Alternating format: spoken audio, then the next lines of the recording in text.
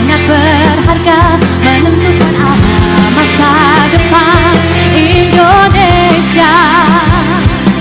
Langsung, umum, bebas, rahasia, jujur dan adil, sebagai saluran integrasi bangsa.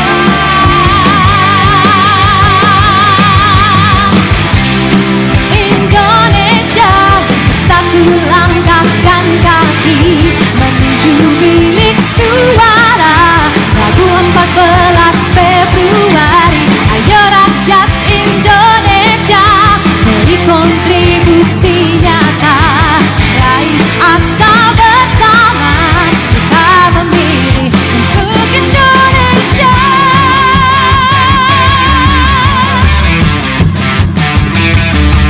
Tiba saatnya untuk gunakan hak pilih kita, salurkan aspirasi bersama demi bangsa. Dengan percaya suara kita sangat berharga, menentukan arah masa depan Indonesia. Merdeka, merdeka, tanahku negeriku yang ku cinta. Indonesia Raya, merdeka, merdeka, hiduplah Indonesia Raya. Indonesia Raya, merdeka, merdeka, tanahku negeriku yang ku cinta. Indonesia Raya, merdeka, merdeka, hiduplah Indonesia Raya.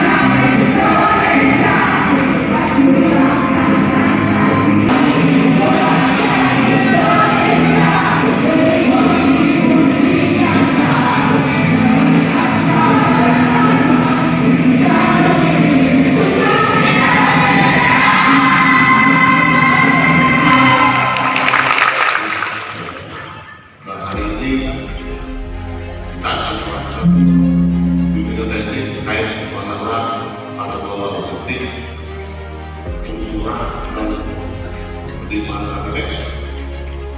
Hari ini kita undang dan teman-teman saya dari siang ini nanti malam kita selesaikan untuk tahapan-tahapan yang baik.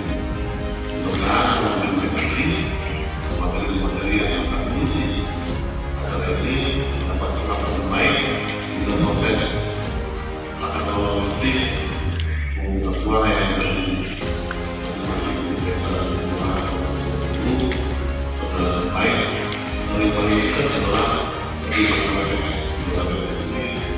Hanya saja saya terasa bahwa bukan hanya saja negara hukum yang terjadi proses, tapi proses pemilu ini. Selanjutnya, bagaimana penyelenggara pemilu ini antara KPU dan Bawaslu maupun jajaran sampai dengan di bawah memiliki tugas pokok, salah satunya yaitu menjaga hak pilih. Saya kira ini bukan lagi secara tugas Bawaslu, tapi juga tugas dari KPU beserta jajaran sampai dengan artinya sama. Kalau perbedaan kan juga seperti itu. Nah, dari sudut pandangan ini saya berharap ada semacam riset bahwa dalam proses penyelenggaraan pemilu 2020, di mana dua lembaga ini diberikan yang pada prinsipnya yang menjadi unsur pengawasan adalah bukan hanya penyelenggara pemilu tapi peserta pemilu. Kalau kami pengawasan peserta pemilu, kalau kami melayani peserta pemilu. Artinya, kalau mau disimpulkan juga titik temunya di mana sama-sama.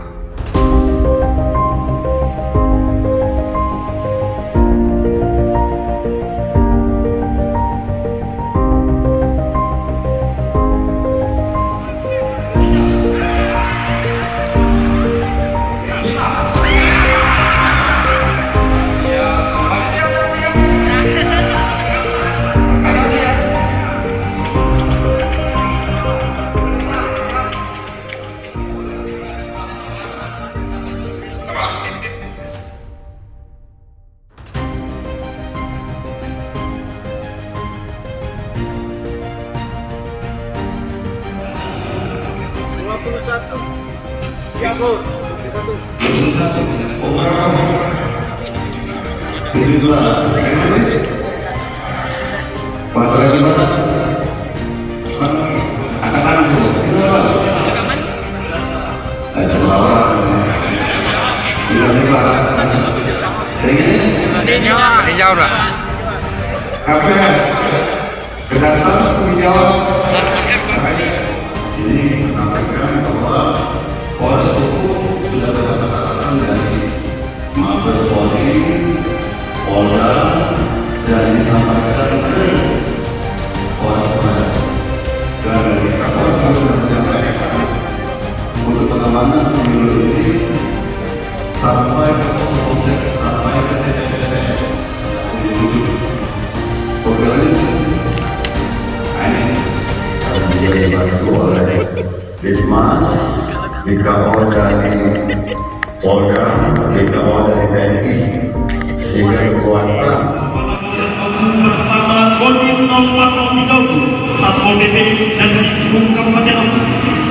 saat ini mari bersama-sama kita arahkan pandangan kita di TPS 3 Desa Kenanga. Saat ini satu masyarakat mulai memasuki TPS untuk memeriksa suaranya. Ada saat proses pemungutan suara sedang berlangsung. Kemudian ada seseorang yang melakukan pemungutan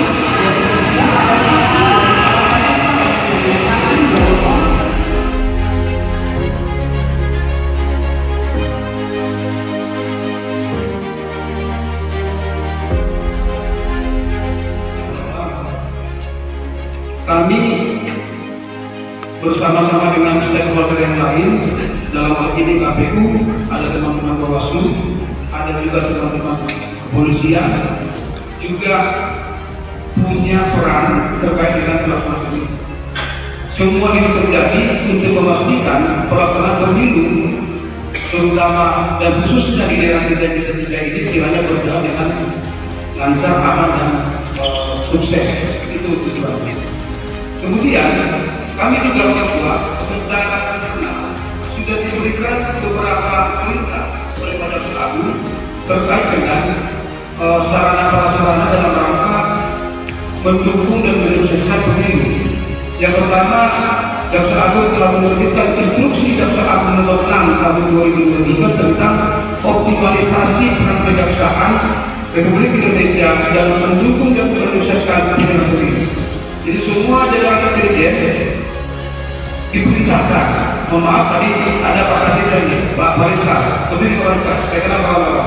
Jadi Pak Barisan ini diberi tugas selain ikut dalam kamu, kemudian disampaikan juga terkait dengan penegakan hukum berkaitan penanganan tindak pidana pemilu. Jaksa Agung juga telah memerintahkan kejajaran tindak pidana pemilu. Memang ada anak-anak yang lain. Dari berbagai instansi yang akan melindungi proses penyidikan kan itu dalam bentuk musmail. Dan kita melihat ada partisipasi aktif dari semua masyarakat seperti itu dengan kriteria yang ditentukan. Berikutnya juga disampaikan bahwa dalam konteks penyelenggaraan pemilu pasal 1 Undang-Undang Nomor 7 Tahun 2017 tentang pemilihan umum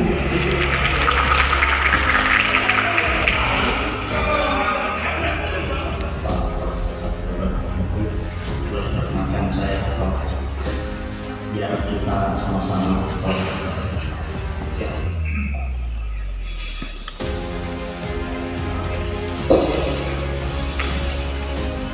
Pertama-tama yang saya hormati Bapak Organisasi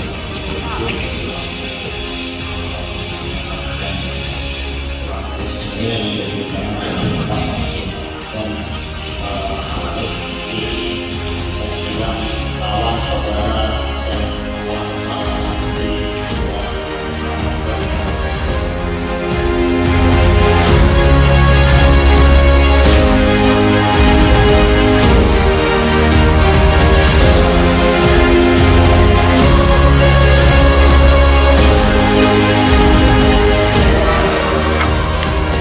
dari KPU nanti filenya dikirim ke teman-teman PPK untuk dijadikan ke PPS. Jadi kalau teman-teman PPS nanti akan buat pengumuman di desanya, inti poinnya sama, tinggal merubah kok desa masing-masing, tata tangan ketua PPS masing-masing. Tapi isinya sama dengan yang kami buat ya. Jadi teman-teman jangan membuat berbeda isi pengumumannya. Kalaupun mau share yang di Facebook, itu baru satu PPS yang share terus dengan medsosnya itu PPS Jasari. Teman-teman silahkan cek terus PPS Jasari, medsosnya paling aktif. Harapan kami teman-teman semua yang ada di sini ya, karena ada PPK-nya ya. PPK-nya punya divisi SDM. Terima kasih. Ini perkenalan saya juga. Saya waktu juga. Yang melalui mereka itu perkenalan saya juga. Waktu juga nama saya biasa sering dipakai usaha untuk bukti praktisnya. Walaupun nama saya itu asing, namun saya asli belum lama. Saya lahir di bulan lama. Ibu saya masih di rumah. Kami masalah ini karena akhir tahapan itu angka mengumpulkan penghitungan suara TPS. Kalau PPK akan menjadi kurang.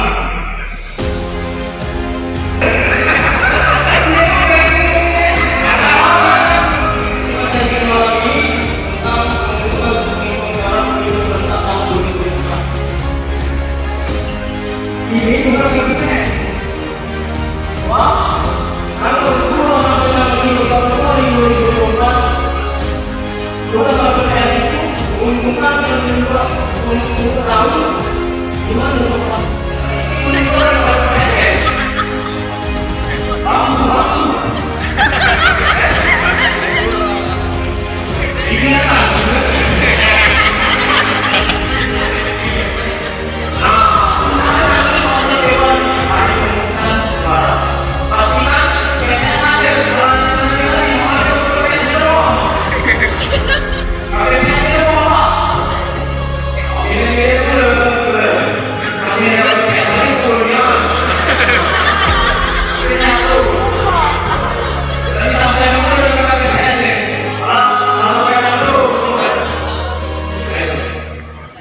kemudian tanggal 14 juga kita ada penghitungan setelah pengumuman menurut penghitungan proses PPS. Nah ini perlu diperhatikan Pak.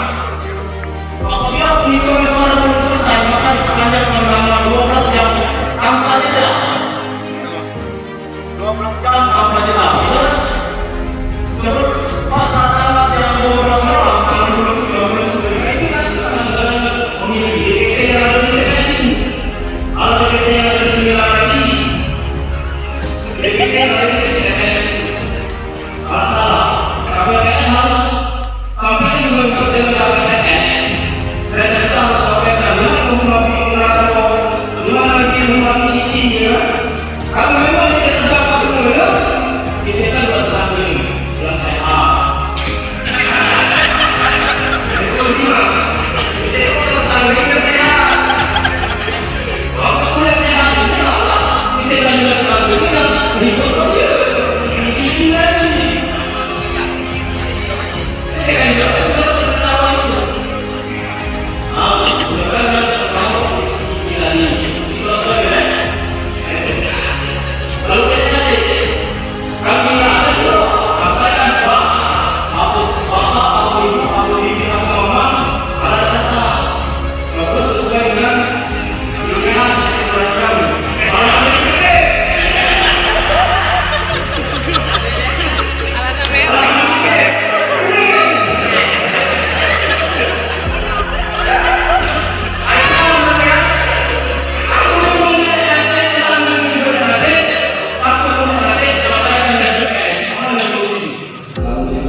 Oleh petugas pantali, lalu disusun oleh Bapak Ibu sekalian di tingkat PPS sampai ke tingkat PPK, lalu kita tetapkan secara berjenjang mulai dari tingkat PPS, PPK, kabupaten, provinsi sampai dengan tingkat nasional pada tanggal 25 Juli di tingkat kabupaten, tanggal 2 Juli di tingkat nasional. Itulah pemilih DPD.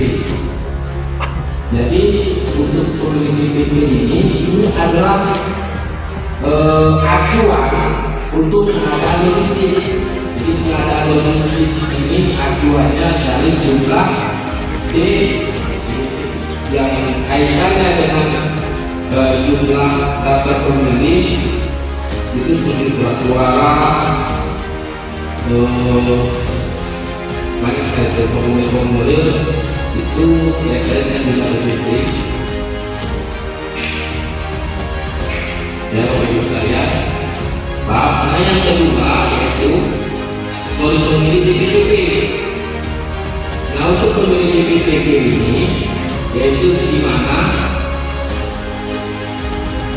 si pemilih tersebut di hari pemungutan suara dengan beberapa ketentuan, dengan beberapa kategori, dia tidak dapat menggunakan hak pilihnya di TPS asal, tapi dia menggunakan hak pilihnya di TPS lain atau TPS tujuan.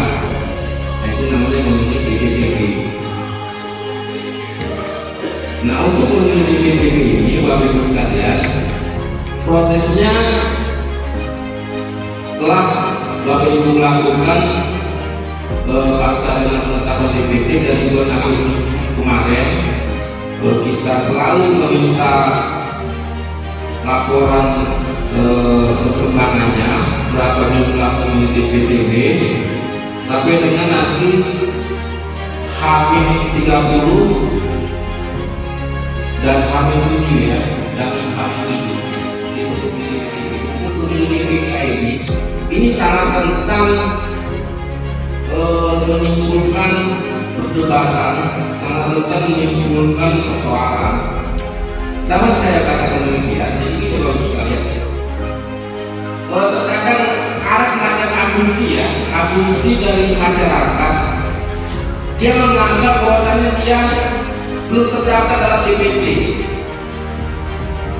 dengan anggapan masyarakat tersebut dia memiliki KTP, ya kan, KTP atau dia memiliki identitas baru atau dia sudah berdomisili di dalam rumah kami tujuh atau kami tiga memiliki tidak domisili, terus dia pada hari H suara adalah pemilih yang belum ada DPP dengan identitas baru. Ini mesti kita cek terlebih dahulu. Ya, tidak serta-merta langsung melayani. Mesti kita cek dulu dengan dicek secara langsung di cek DPP online. Itu update sampai dengan hari H website ini. Jadi tolong sampaikan nanti kepada KPPS setiap pemilih yang mengatakan bahwasanya dia pemilih DPK itu mesti dicek dulu. Tapi tidak keluar fotonya. Jadi foto HP yang keluar 2017 kemungkinan besar belum bisa. Jadi gunakan HP yang agak lumayan bagus. Misalnya di satu TPS itu tidak punya, mungkin temannya juga ada. Tinggal menggunakan akun yang pernah didaftarkan. Jadi menggunakan KPPS satunya. Oke. Lanjut, Mas. Jadi ini bentuknya. Jadi karena kita mengarah-arah, jadi bentuknya seperti ini. Jadi pilih TPS yang ingin diakses. Jadi kita harus tahu dulu TPS. Si KPPS itu di TPS berapa harus tahu dulu. Nanti pada TPS 1 tapi mengakses TPS 2. Soalnya kejadian pada waktu saya kan itu ada yang berbalik. Jadi seharusnya dia itu di TPS 1 ternyata BD-nya TPS 2. Setelah ditelusuri karena salah kirim akun. Oke. Jadi harus diperhatikan dulu di sini. Lanjut, meskipun di Sirekap ini ada menunya, ya. Jadi pertama bukan tek untuk melakukan pengelolaan saksi tentang tombol pola TPS, saksi dan panwas. Jadi saksi dan pengawas nanti bisa didaftarkan melalui aplikasi Sirekap. Lanjut Mas. Jadi mau saksi mau pengawas kalau sudah didaftarkan nanti untuk jadi Sirekap. Lanjut Mas. Sudah berusaha 12 ya. Ini ambil foto HC hasil menggunakan tombol kamera tersedia pada halaman ini. Perlu diperhatikan poin-poinnya. Pastikan foto tanpa tajam tidak blur. Jadi pastikan pakai cahaya. Nah, mungkin ini maksudnya untuk C Plano itu ada kode tersendiri, yaitu ada 4 penjuluhan langit, yang satu di atas kiri, kanan, bawah itu harus terfoto. Jadi harus sedekat mungkin. Tapi misalnya latar belakangnya terfoto tidak apa-apa, karena yang mengunci itu ada kodenya tersendiri. Konfirmasi bahwa untuk tersebut masuk dalam kategori sesuai dan akan submit untuk mengirim. Jadi hati-hati dengan mensubmit data kalau belum masih ragu-ragu. Jadi pastikan dulu datanya dan diulang-ulang dicek apakah angka yang di C hasil itu atau C Plano itu apakah 251 apa 257. Jadi dipastikan dulu. Kalau sudah pasti baru ditekan submit. Oke, lanjut Mas. Lanjut. Nah ini pada halaman daftar saksi tekan salah satu nama yang muncul, misalnya skenario online, tekan mendapatkan salinan C hasil untuk menampilkan QR code, akan muncul QR code terkait data mitra saksi atau pengawas yang bersangkutan. Jadi kalau saksi berasa kita mungkin dipermudah oleh aplikasi ini, jadi kita tidak terlalu banyak tulis-menulis, dan tadi sudah Bapak Kasur dan Profesor sudah mengatakan kalau ada sewa scanner, dan saksi pun bisa cepat untuk akses karena sudah ada barcode-nya. Jadi ketika sudah di barcode, nanti otomatis si platform salinan bisa dilihat di HP-nya saksi dan HP-nya Waalaikumsalam warahmatullahi wabarakatuh. Kita kasih aplaus dulu untuk Mas Sudi.